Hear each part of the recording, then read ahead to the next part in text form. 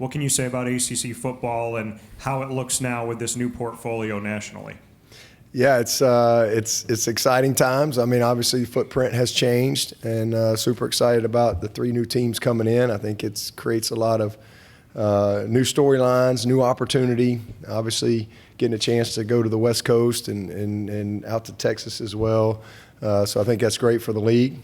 So it should be a lot of fun. I mean, it's you don't the days of divisions and all that stuff are gone, and it's always been about winning this league. I think that's the main thing. And now, not only do you, if you win the league, or you have an opportunity to be in the playoff, but you got a great chance to get the bye. And so I think that's just makes it even more exciting because more teams, more competition.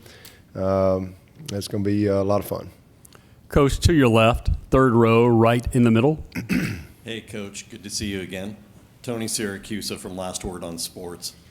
One of the things that's been apparent this week is the amount of transfer quarterbacks that are in this conference. Does it feel like a luxury to have Cade back and have that familiarity without having to bring in someone new and learn everything all over? Well, I mean, it's a blessing, certainly when you've got your starting quarterback back, for sure. I mean, we've had great ones that have come in,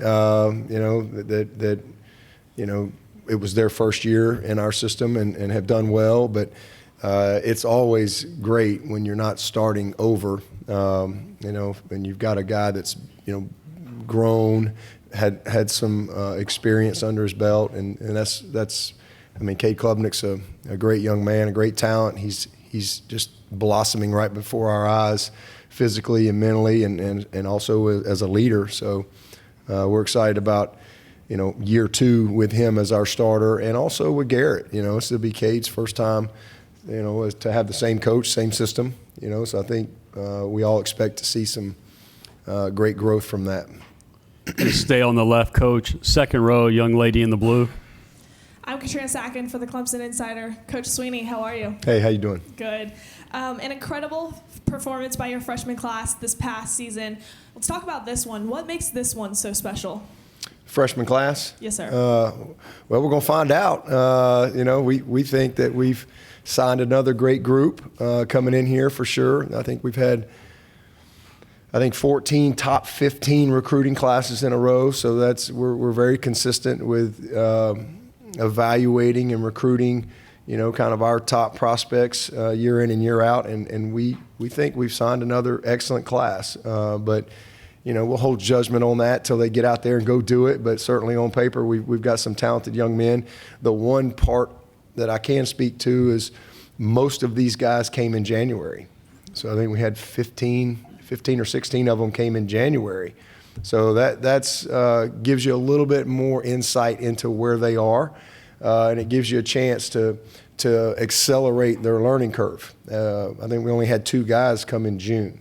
We had 3 come in May, and the rest of those guys came in January. So for them to be able to go through the off season, go through spring practice, all the installation, and then a chance to get it again in the summer. Now they get it again in fall camp. You expect several of those guys to be able to help us. And so we've signed some really good players, in all areas. Offensive line, really good guys there. Tight end, signed another great young running back, a couple of great wideouts that we're excited about. Some great young talent in the secondary, linebacker, D-line, really every position, kicker. We signed a really good group that hopefully will help us, put it all together as a team. Coach, right-hand side, third row. How you doing, Coach Dabo? I'm great, thank you. Good. So my name is TJ Wilkerson from 90.9 The Light. My question to you is, you put a lot of emphasis on recruiting out of high school. What does it mean to you when you recruit a guy like Gideon Davidson out of Lynchburg and you make their dreams come true in playing with a program like Clemson?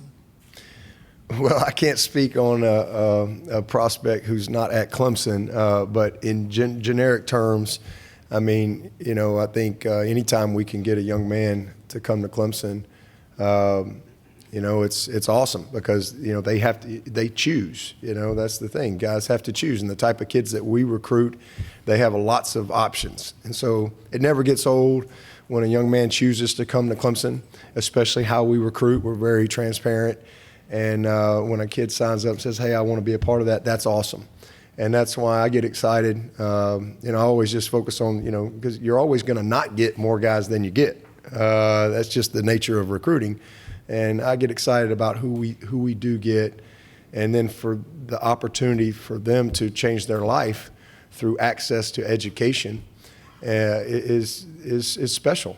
I mean, ultimately, that's what it's all about. For these guys to continue to chase their dream, to play at a place like Clemson and at this level of football, and to continue to be developed as a player, but also to, be equipped as a man through the education process it's awesome to see that transformation, in a young man's life, and to have a front row seat of that, to watch them go from 17, 18 to 22, 23 years of age.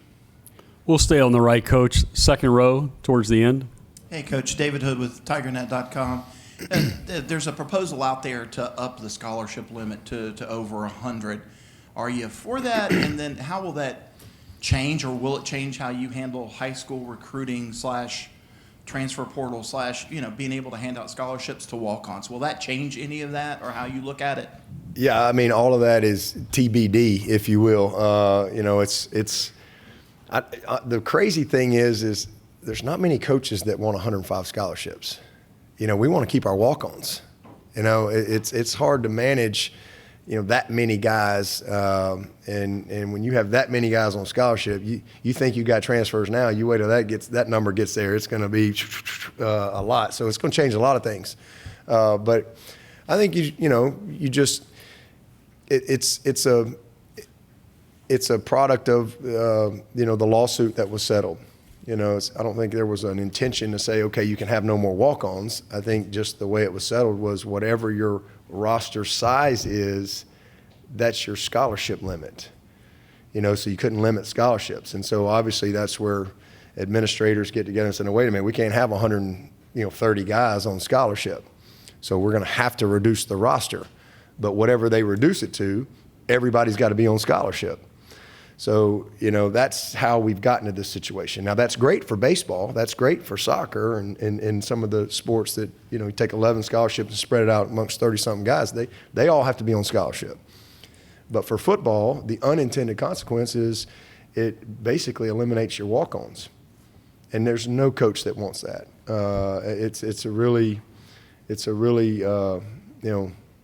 sad thing, to me. Great, we get more scholarships. That's awesome. But, our game is just different. I mean, if you look at, 100, and you think 105 guys, you ought to have plenty of guys. But, you have to dive a little deeper into that. If you look at the NFL, I mean, they'll have 53 and 16 or 18 on the practice squad. But whatever their roster is, it never changes. So, for example, if they have 8 active linemen, they never have less than that. They can go to any practice squad on 32 teams and take a guy on Monday and activate him to play. And then, oh, by the way, every Tuesday they can bring free agents through. But in college, you can't grab the guy out of the algebra class over here in the middle of the season, and bring him over here and plug him in. And so whatever you start with, it dwindles. And this is a game played by big people. You don't put the corner at nose guard for the week for the scout team. And it's a complicated game. You may have maybe that corner physically could go play running back, but he doesn't know what to do. It's not like they all sit in the same meetings and they learn the terminology. I mean, it's not that simple. It's a very complicated game. It's frustrating. You need to not be able to have the walk-ons. And then in our world, we don't get them at 7 and they leave at 4. And we have a very small window to practice. You have 17 hours with a 20-hour rule. You have 17 hours to meet, to work out, to practice, to get a team ready to play Monday through Friday. So when you go on the practice field, you have to be incredibly efficient with your time. And if you don't have scout teams, to be able to present the looks, it's really difficult. So I think it's going to really challenge. It's a challenge, for sure, and we'll figure it out. But how you have to practice to develop these kids at this level, because when they come to college, the guys that we recruit, it's the first time they've had peers. in their life. They've never, when you go to the NFL, these guys they're the best of the best. They've been playing football forever. And, if you can't win on a slant route versus inside technique, they just bring somebody in there who can, because it's just different in how they practice. We have to develop guys. You might be big and strong, but again, it's the first time that you have been matched up. So, we have to teach a guy how to pull properly. It's just a different type of preparation in college. And now when you do away with the walk-ons and your guys that are just wanting to be a part of it and they want to serve, that 105 is going to dwindle. It's going to dwindle. And, we can't go we have no way to practice. There were teams last year that played bowl games that if this rule was in effect last year, they would have had to forfeit the bowl game because they wouldn't have had enough players. Again, it's just, you don't just take a guy and go play left guard. It's just, it's frustrating because we're going to play more games than we've ever played, practice more than we've ever played, finish longer than we've ever played, and we're going to have the smallest roster we've ever had. So it's not, and again, it's not like they said, hey, no walk-ons. That's just what happened when it was settled that you can't limit scholarships anymore. And again, we could have we could keep our 120, which all coaches want, but everybody have to be on scholarship. Well, obviously that's a problem, so everybody's been trying to figure out how can we best make it work. And I think, sounds like, I don't know that, but it sounds like it's kind of heading to 105. So that means you have more scholarships. But I think most coaches, everybody will handle it. There's probably some walk-ons that you've got to keep. And then you'll probably, now you got more scholarships. So there'll be some guys that, might take a few more developmental guys. You might take, maybe it's a transfer or two from different levels or whatever. I think it'll just be to be determined on how it's all handled. But I do think you'll see that transfer number go way up because, you only travel about 80. So that'd be a lot of football players not getting to play. So, again, the walk-on program is what disappoints me the most is, kids that just want to be a part of it, that want to come help you prepare and practice. It saddens me that that's probably going to go away.